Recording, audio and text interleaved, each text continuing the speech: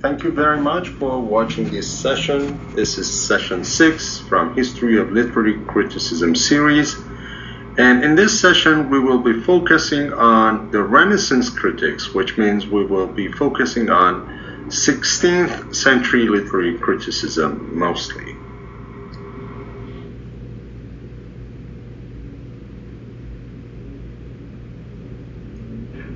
Well, to discuss literary criticism in 16th century, we first need to take a look at a big problem, its solution, and also the challenges that they had ahead of them at the time. When I say problem, I mean a challenge, the biggest issue that the literary criticism had at the time. Well, the biggest one was that they thought that Middle Ages was a semi-barbaric period because that was actually a period in which art had no value, poets were not valued at all, poetry was in its decline, and so many other things that we don't need to mention here right now.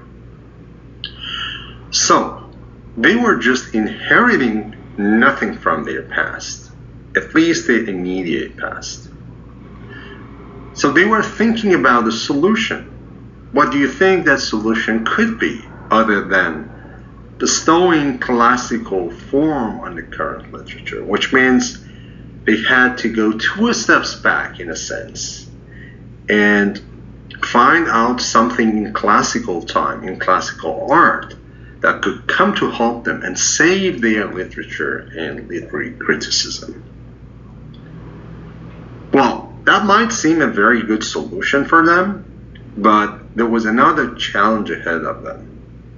And that was the language that could actually be used as the best language, or the, let's say, poetical language that literary criticism and literary critics could approve.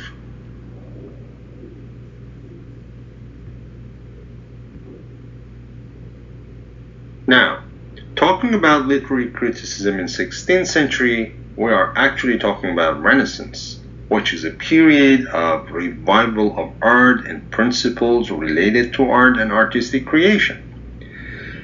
You know that Renaissance was not just happening in one single country, but across Europe.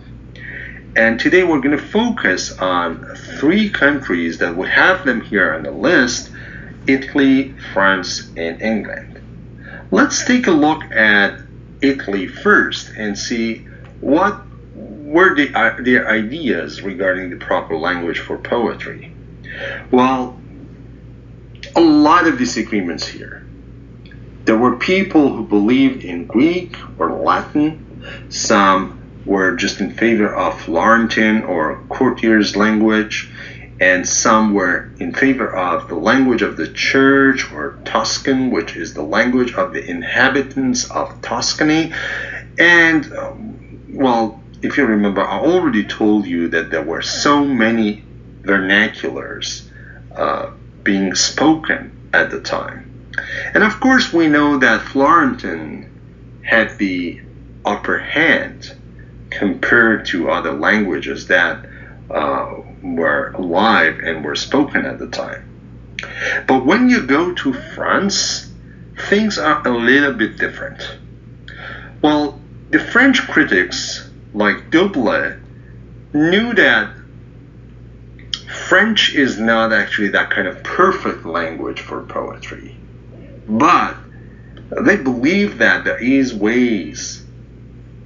are ways to just, improve the language.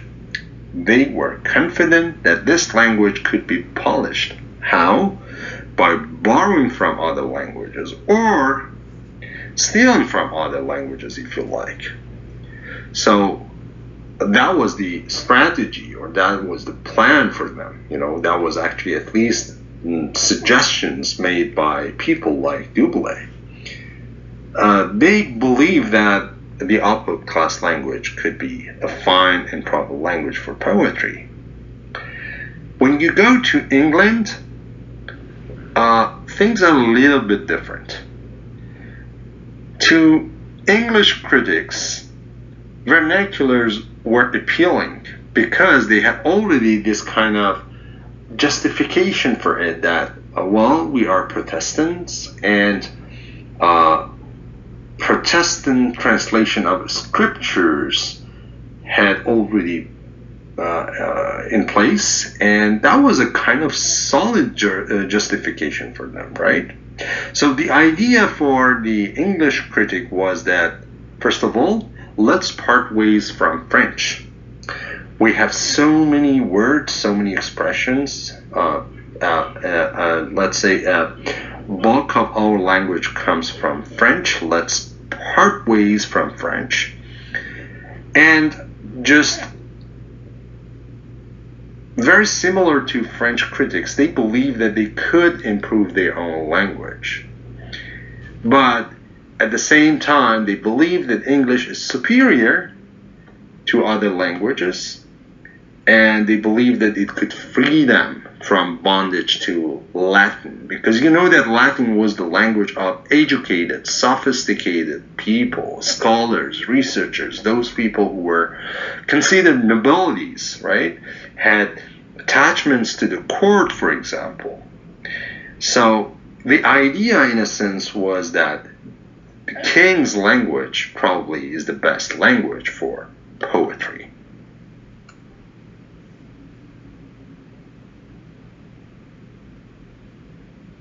Okay, so let's accept that the language of the courtiers or the king's English, for example, is the best language for poetry.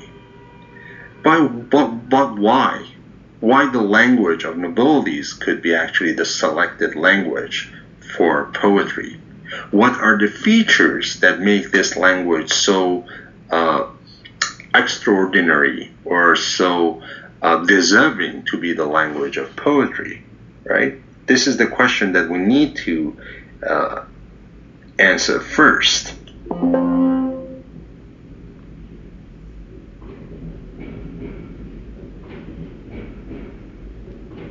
In order to answer that question, let's take a look at some of the greatest figures of the period and see what they have to tell us about poetry, the proper language, and the audience.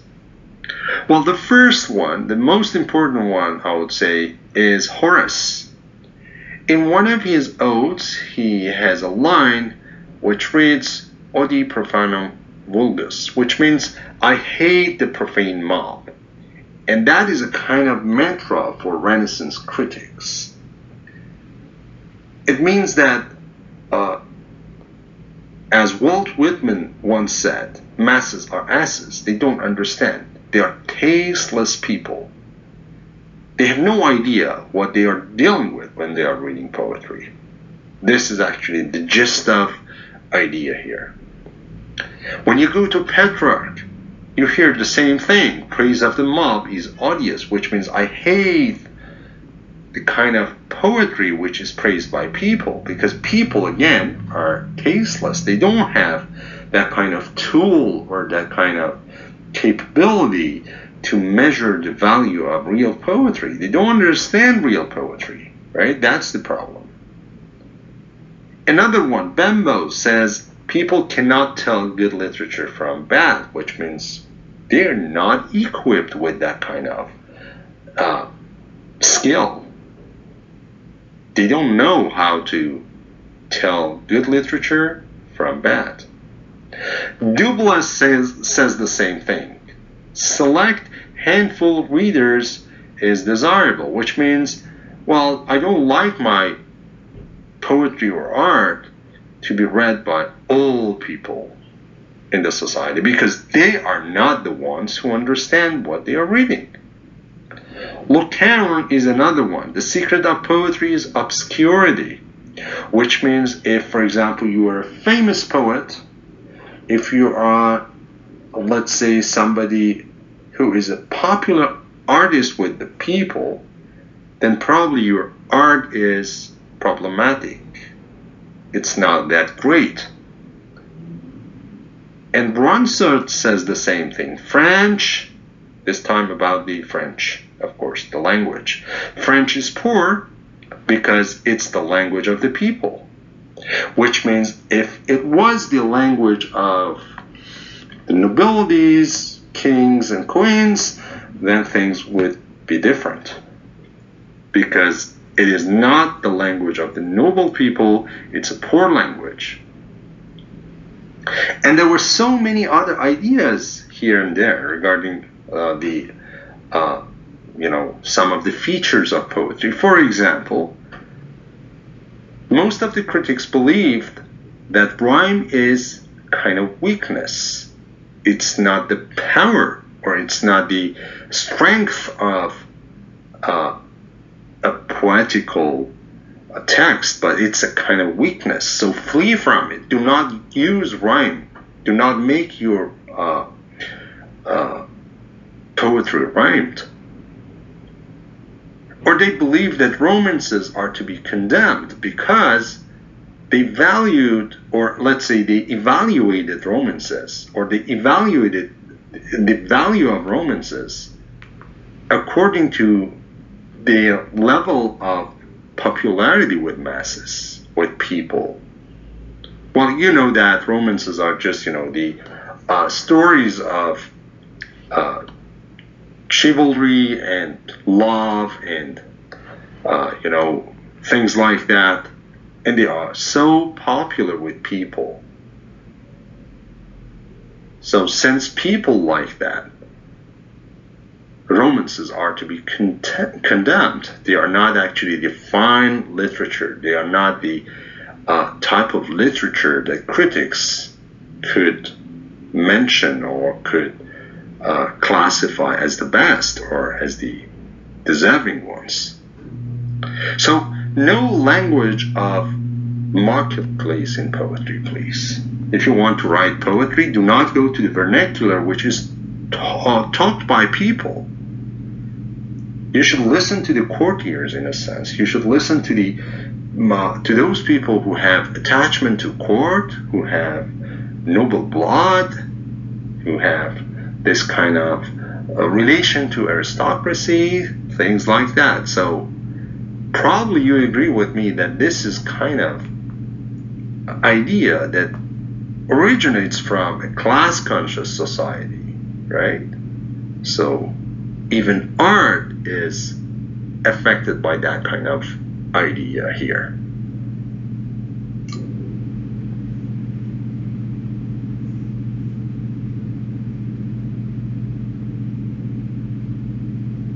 Okay, now let's take a look at England and see what we can get from English critics here.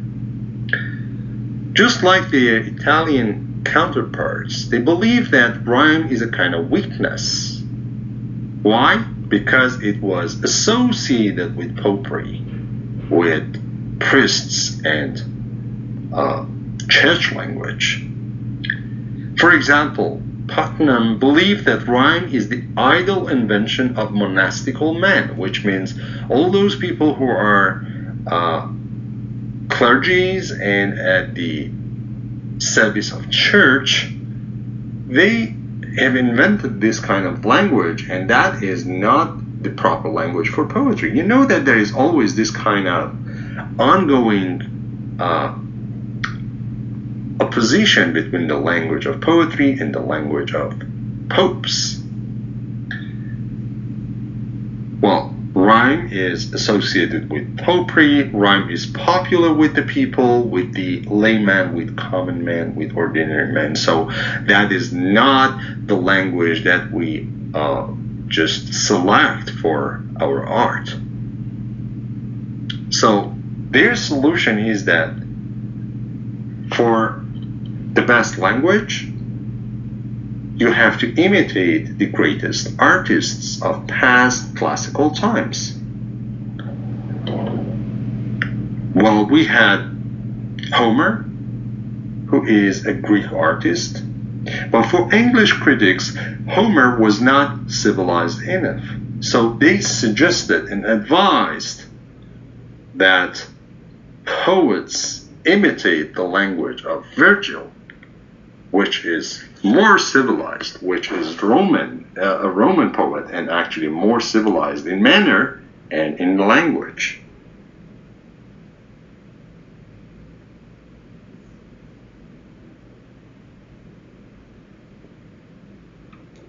We can arguably say that Roman spirit and forms prevailed the whole Renaissance.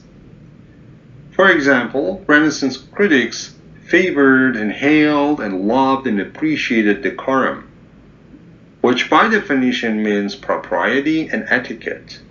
But what do we mean by propriety and etiquette? It simply means that, for example, characters in a work of art, just like a play, should speak their class and position.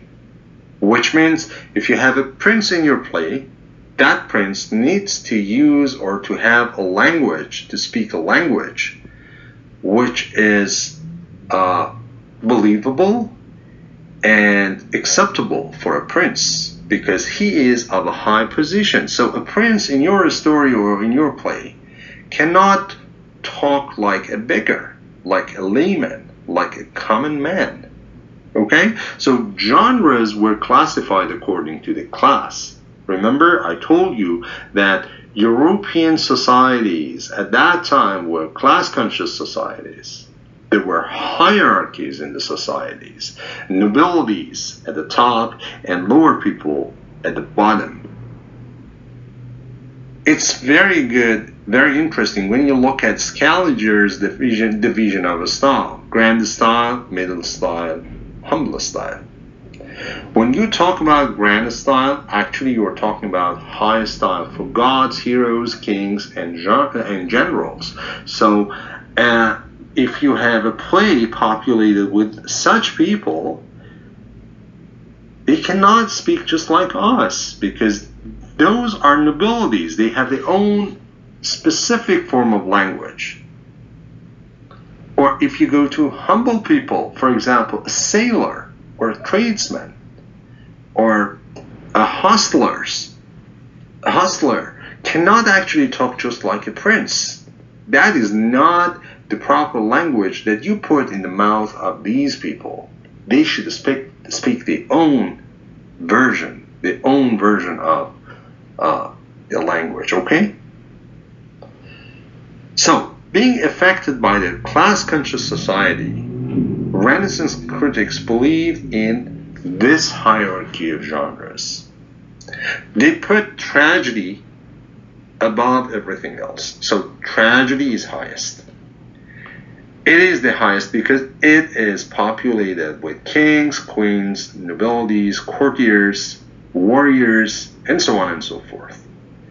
So remember I told you about decorum, and that is propriety, or let's say etiquette. When you talk about kings and queens, when you populate your play with kings and queens, the content, the events in that play need to be really serious events, serious matters. The discussions have to be on serious matters, serious subjects, very important subjects, like state's affairs. So that requires the highest style possible. So you need to go for gravity here, right? You need to have this kind of grave language used. It's really impossible to imagine that a prince speaks like a beggar and talks about something very important which is related to state's affairs, right?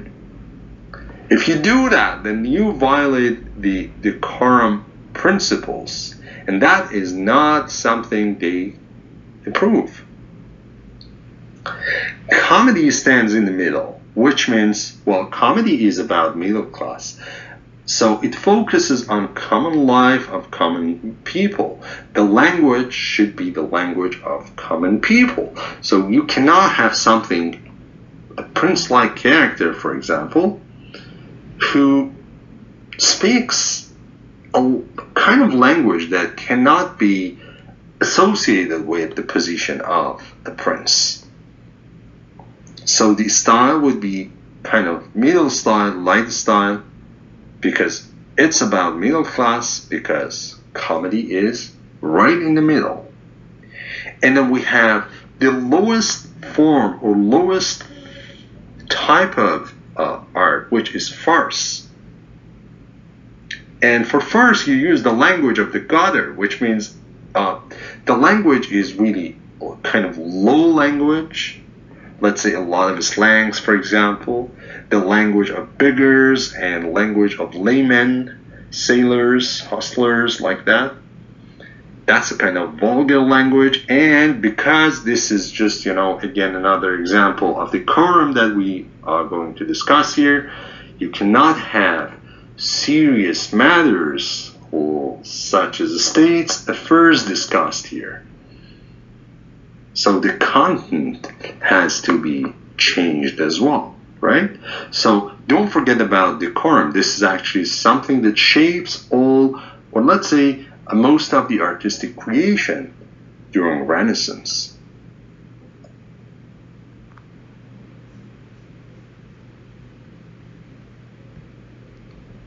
Again, there are lots of disagreements here and there. You cannot see actually all critics to just agree on the same thing as the best principle or the criteria for having the best language in poetry. While talking about decorum or talking about the form or content, the proper form and content for poetry or drama, let's say, we can see people like Shakespeare, whose tragedies fit in the definition, but there were many others whose works were violating decorum. Let me give you an example here. This is actually the example which is mentioned in the book. Sir Philip Sidney did not recognize tragic comedy as a true genre. Why? Because for him, it doesn't make sense. It's either tragedy or comedy. How could you put them together? Is it based on or according to decorum's principles? Absolutely not.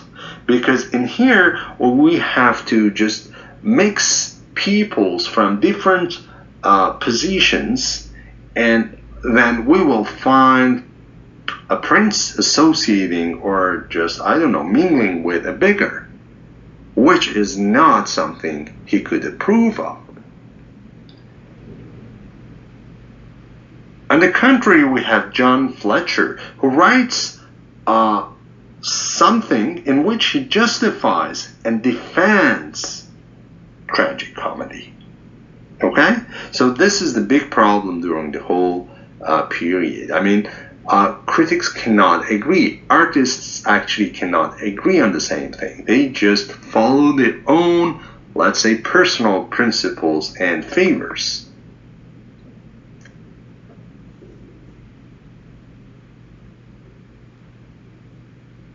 However, despite all differences, disagreements, and discrepancies, we can just come to some general shared common points when it comes to features of good literature, or let's say characteristics of the best possible language or form for poetry.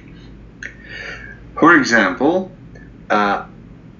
generally speaking, tragedy was of special value during Renaissance, but Italian, French, and English critics highly valued epic because it could epitomize nationhood and heroism. And don't forget that this is a period in which nationalism, nationhood, and heroism matter a lot. They are very, very important, super important at this time. Do you remember I told you about French critics trying to steal from other languages, improve their language, and make it actually a superior one? Or the same thing for English critics, or the same thing for Italians. So they were just, like I said, competing with each other. So the idea of nationhood became very important at this time. Another point here is that epic poetry and long poetry, long poems that glorify, again, things like national history or chivalry or, sacrificing yourself for your country, for example. These are great things to be appreciated by the poets and critics at this time. A very good example here is Spenser's Faerie Queene, which glorifies Elizabeth in England simultaneously. Again, the idea of nationhood and the idea of heroism here.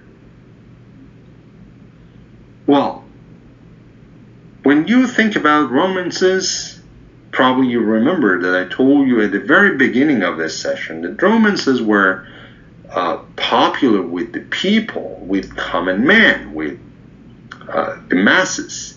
So they were to be condemned.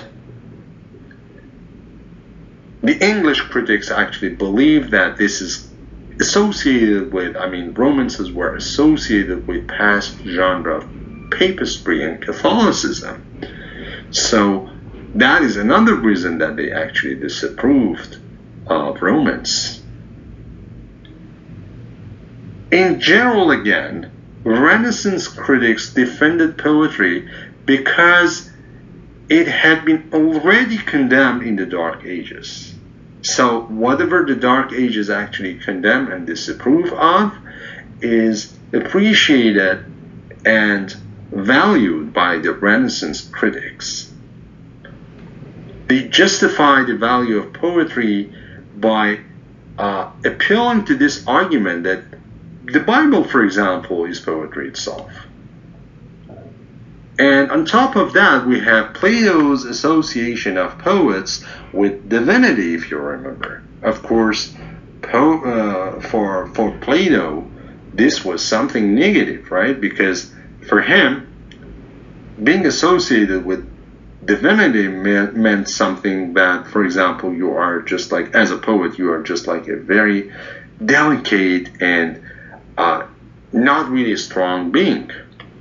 But here the idea is just quite the opposite. For the Renaissance critics, poets are of a higher position. The language that they use is different.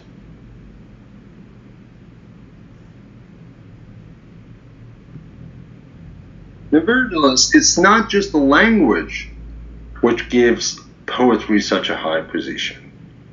The content itself is also very important.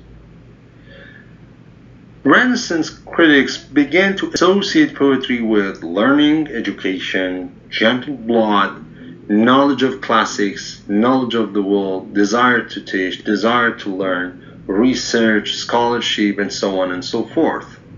For them, the ideal poet was somebody like Leonardo da Vinci. So, in a sense, we could say that they believed in pedagogical theory of art. So they didn't understand art as something that we could just put in this definition, art for art's sake. No. Their views and their ideas were totally opposite, okay, to what we can see in the medieval period.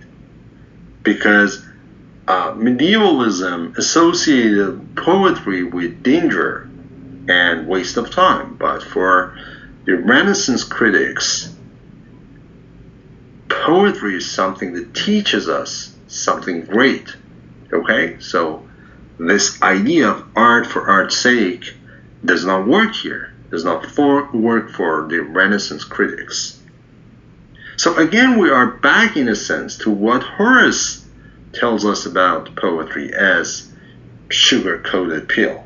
Okay, that's actually the theory of literature which stands out for critics during Renaissance. They believe that, yeah, there is something there is this quality in poetry which we could just appreciate because, poetry is there to do something good for us. it's constructive in a sense.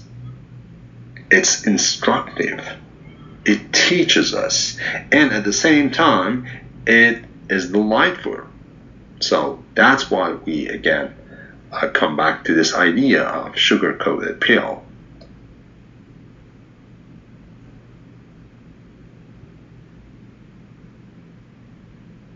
So, trying to give poetry the position that it really deserves, a lot of these Renaissance critics like Tassoni